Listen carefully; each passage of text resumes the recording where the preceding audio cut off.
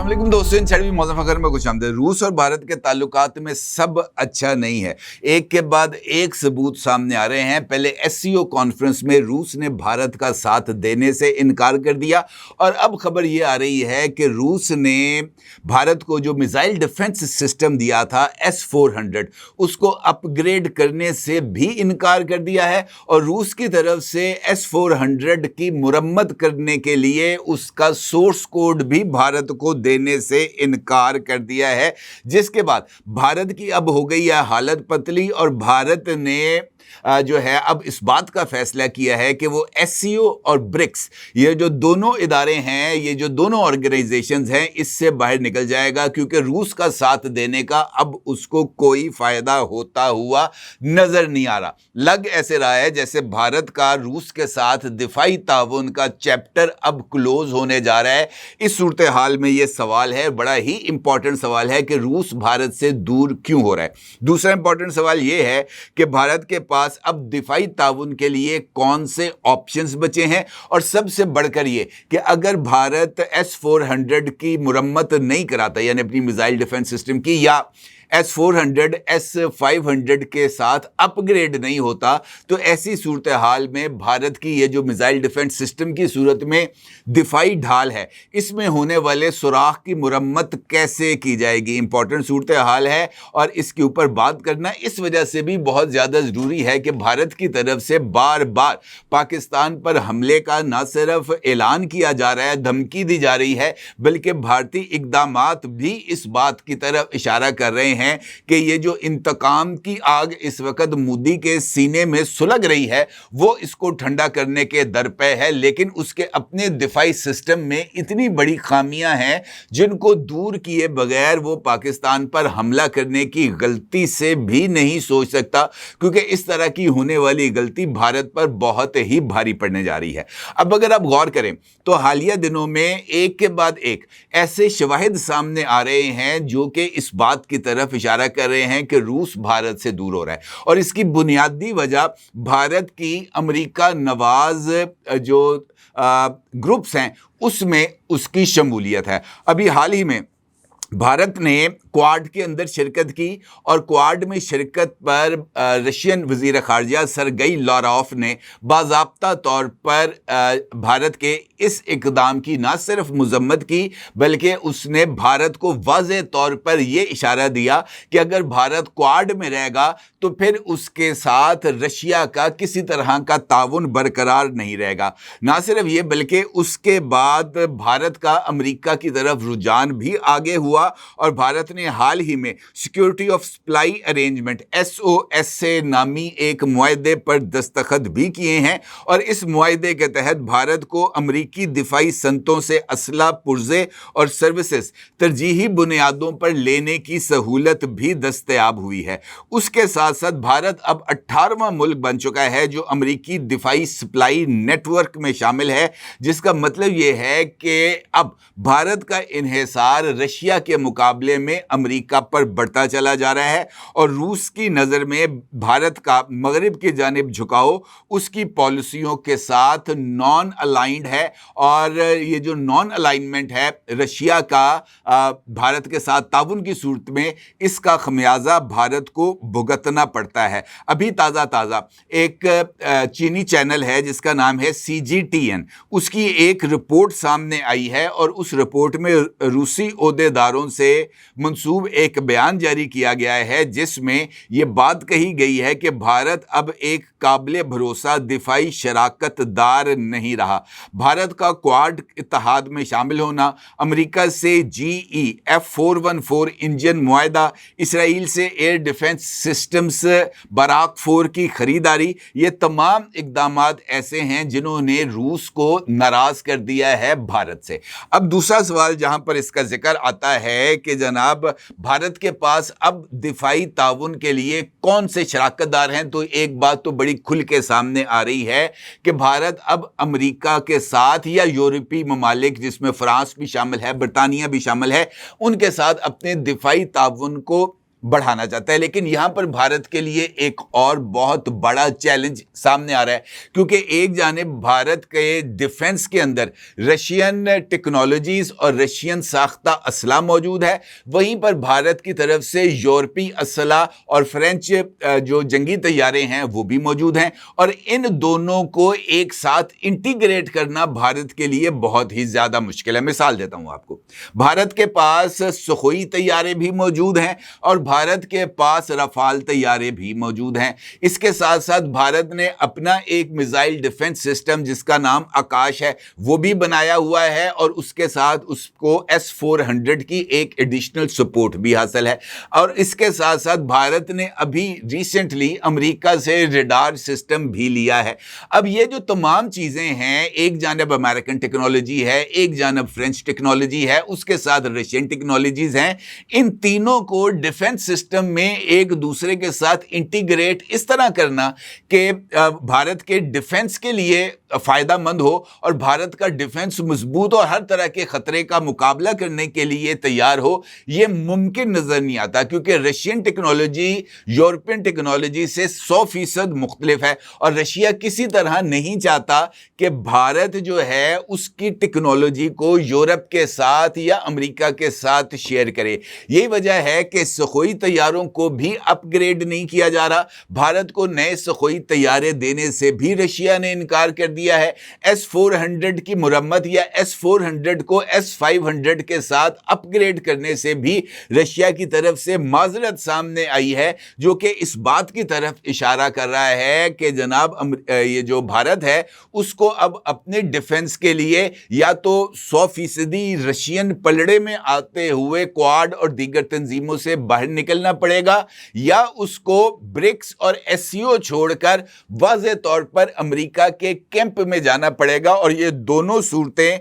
भारत के लिए टेक्नोलॉजी का कब्रिस्तान साबित होंगी, क्योंकि रूस और मगरबी टेक्नोलॉजी के अंदर एक वाज़ेह तज़ाद नजर आ रहा है और ये सिस्टम आपस में मुताबिकत नहीं रखते। इनकी लॉजिस्टिक्स, इनके मेंटेनेंस और इनका कमांड एंड कंट्रोल हर तरह से अलग अलग तरीके से काम करता है। और इसके साथ अगर भारत जो है वो Su-30 यानी सुखोई तैयारों को रफाल के साथ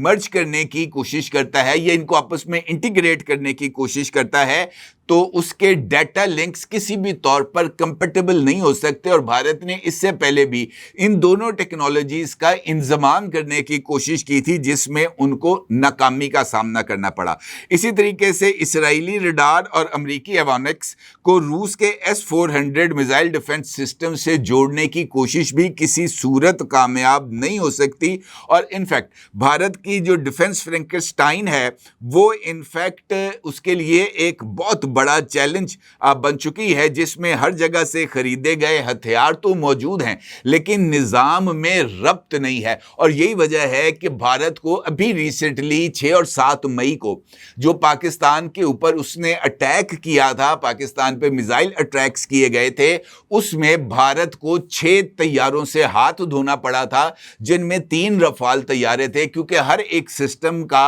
अपना अलग कमांड एंड कंट्रोल है और भारत सबको एक ही लाठी से हाँकने की कोशिश कर रहा है। अब इस सूरत हाल में यह सवाल भी बहुत ज्यादा अहमियत का हामिल है कि क्या भारत मगरबी टेक्नोलॉजी पर जो इन्हिसार की पॉलिसी अपना रहा है वो कामयाब होगी। अगर देखा जाए तो मगरब की टेक्नोलॉजी जदीद तो जरूर है मगर महंगी भी है और उसकी जो कंडीशंस हैं, उसकी जो शराइत हैं वो भी बहुत ही ज़्यादा सख्त हैं। भारत को अब अगर वो यूरोपीय कैंप में या अमेरिकी कैंप में जाता है तो उसे IPR यानी इंटेलेक्चुअल प्रॉपर्टी इंटरऑपरेबिलिटी और सॉफ्टवेयर राइट्स और एक्सेस कोड्स की ज़रूरत होगी, जो उसको किसी भी सूरत नहीं मिल पाएंगे, क्योंकि अमेरिका या यूरोप किसी भी तरीके से अपनी टेक्नोलॉजी को 100% किसी दूसरे मुल्क को नहीं देते। अभी हाल ही में हमने देखा जब पाकिस्तान की तरफ से रफाल तैयारे गिराए गए थे तो भारत ने रफाल तैयारा साज कंपनी से رفال طیاروں کا سورس کوڈ طلب کیا تھا تاکہ وہ ان رفال طیاروں کے اندر ہونے والی کسی بھی طرح کی کمی بیشی کو دور کر سکے، لیکن رفال طیارہ ساز کمپنی نے بھارت کو وہ سورس کوڈ دینے سے منع کر دیا تھا۔ اس نے معذرت کر لی تھی، اس نے کہا تھا کہ آپ ہم سے رابطہ کریں، ہمیں تباہ شدہ طیارے دکھائیں، ہمیں نقصان جن طیاروں کو پہنچا ہے وہ وہاں تک ہمیں ایکسیس دی جائے، ہم خود ان کو ریپیئر کریں گے یا ہم خود ان کا جائزہ لے کے دیکھیں گے کہ وہ طیارے کیسے تباہ ہوئے۔ بھارت کو انہوں نے نہ ٹیکنالوجی ٹرانسفر کی اور نہ ہی سورس کوڈ دیے، جس کا مطلب یہ ہے کہ بھارت کی خود مختاری اور کسٹمائزیشن کی جو پالیسی بھارت نے اپنائی تھی وہ بھی محدود ہو کر رہ جائے گی، اور اس کا خمیازہ یقینی طور پر بھارت کو بھگتنا پڑے گا۔ دفاعی لحاظ سے بھارت اب ایک ایسی حالت میں آ گیا ہے جہاں سے بھارت کے لیے اب کسی بھی حالت میں کسی ایک ٹیکنالوجی پر 100% شفٹ کرنا بہت زیادہ ضروری ہے۔ لیکن یہاں پر بھی بھارت کے لیے چیلنج ہے، کیونکہ بھارت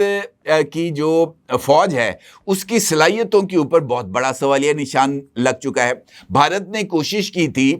پاکستان کے ساتھ ابھی جو مئی میں مارکا ہوا تھا اس کے بعد کہ وہ، بلکہ اس سے پہلے بھی جب ڈونلڈ ٹرمپ نے صدارت کا منصب سنبھالا تھا تو نریندر مودی نے وائٹ ہاؤس وزٹ کیا تھا، اور اس موقع پر بھارتی وزیر اعظم نے امریکہ کے ساتھ F-35 5th جنریشن طیارے خریدنے کی خواہش کا اظہار کیا تھا۔ لیکن مئی کے بعد صورتحال بدل گئی۔ اب امریکہ بھی بھارت کو F-35 طیارے دینے کے لیے تیار نہیں ہے، اور رفال طیارہ ساز کمپنی نے بھی اپنی جو 5th جنریشن سیریز ہے رفال طیاروں کی، جو اگلی انہوں نے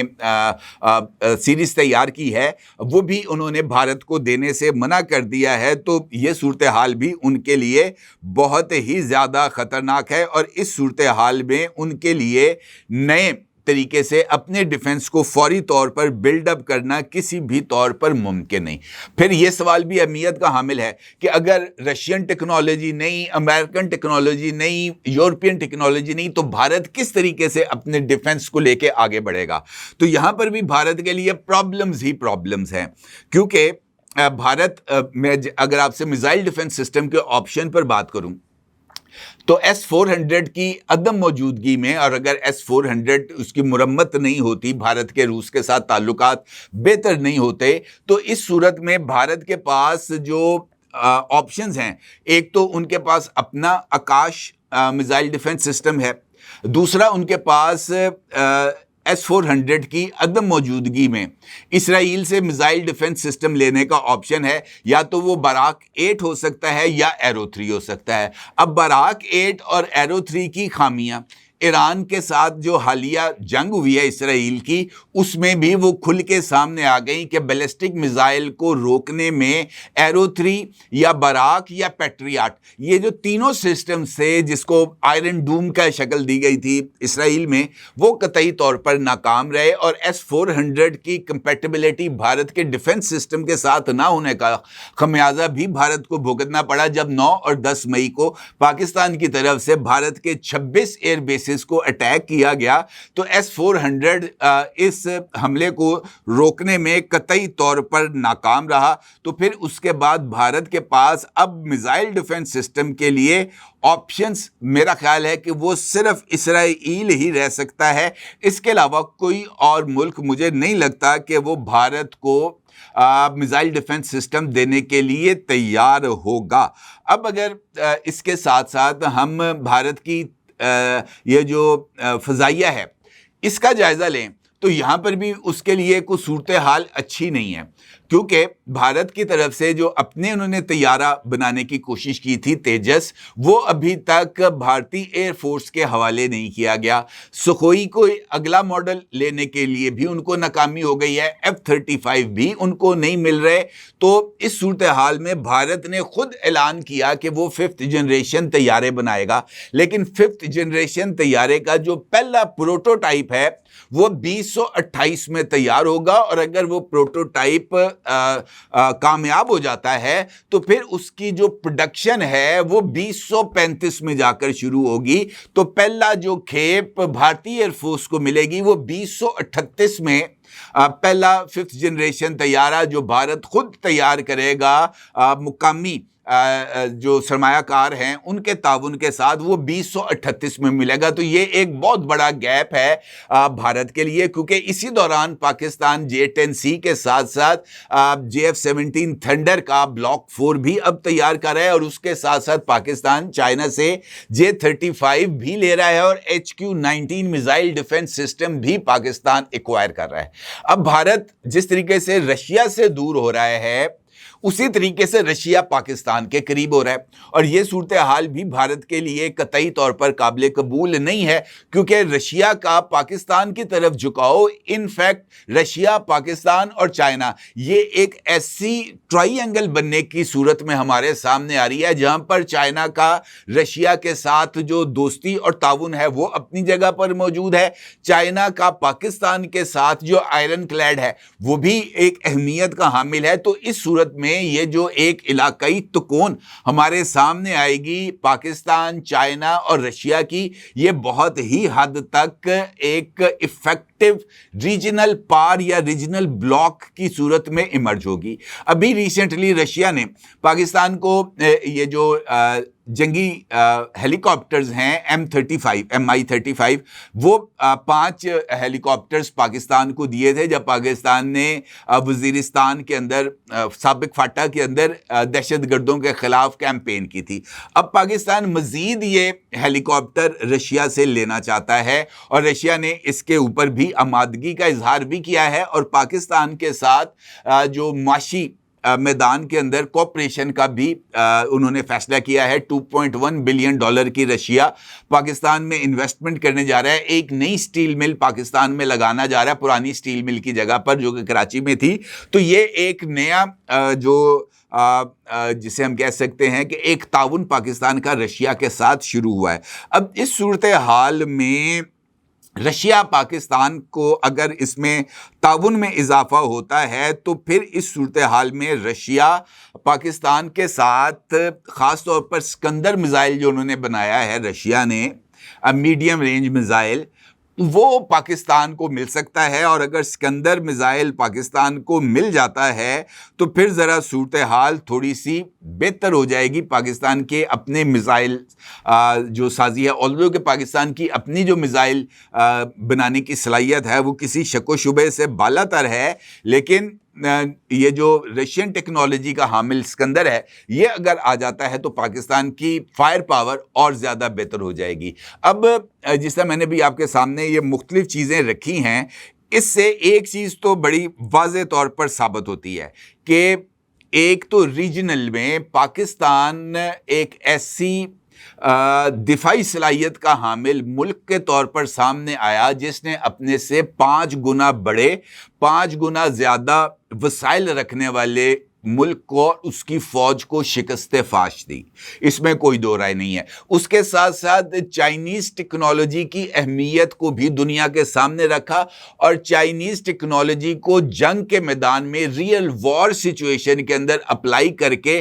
چائنیز ٹیکنالوجی کی افادیت کو اسٹیبلش کر دیا. اس کے ساتھ ساتھ ریجنل بلاک کے اندر پاکستان کی اہمیت ابھر کے سامنے آتی ہے, اور اس کی وجہ سے پاکستان کے رشیا اور چائنا کے ساتھ تعلقات میں مسلسل بہتری آ رہی ہے. اس صورتحال میں روس کا بھارت پر غصہ پاکستان کے لیے موقع ہے. S-400 سخوئی براموس جیسی جو ٹیکنالوجیز رشیا نے دی تھی بھارت کو, اس کے مقابلے میں پاکستان جو ہے وہ پینٹسر S-1 Su-35 یا جدید EW ٹیکنالوجی خریدنے کی پیشکش کر سکتا ہے رشیا کو. اور رشیا چونکہ جو ہے وہ نقد ڈیل کرتا ہے, چائنا کے ساتھ تو پاکستان کا بارٹر سسٹم بھی چل جاتا ہے نا, ادھار بھی چل جاتا ہے, دیگر معاملات بھی چل جاتے ہیں. رشیا کے ساتھ یہ صورتحال نہیں ہے. البتہ رشیا کی صورت میں پاکستان کو ایک بیک اپ پارٹنر ڈیفینیٹلی مل سکتا ہے, اور اس کا یقینی طور پر پاکستان کو ریجنل سچویشنز میں بہت زیادہ فائدہ ہوگا، اور یہی فائدہ بھارت کے لیے ایک ایسا خطرہ بن کے ثابت ہوگا جس کا بھارت شاید سامنا نہ کر پائے، کیونکہ بھارت کے ڈیفنس سسٹم میں آنے والی جو خامیاں ہیں وہ نہ صرف بڑھتی چلی جا رہی ہیں، بلکہ ان خامیوں سے بھارت جو ہے وہ ان پر قابو پانے میں ہمیں قطعی طور پر ناکام نظر آ رہا ہے۔ اپنے آگے ضرور اظہار کیجیے گا۔ آپ کو بہت شکریہ۔ اللہ حافظ۔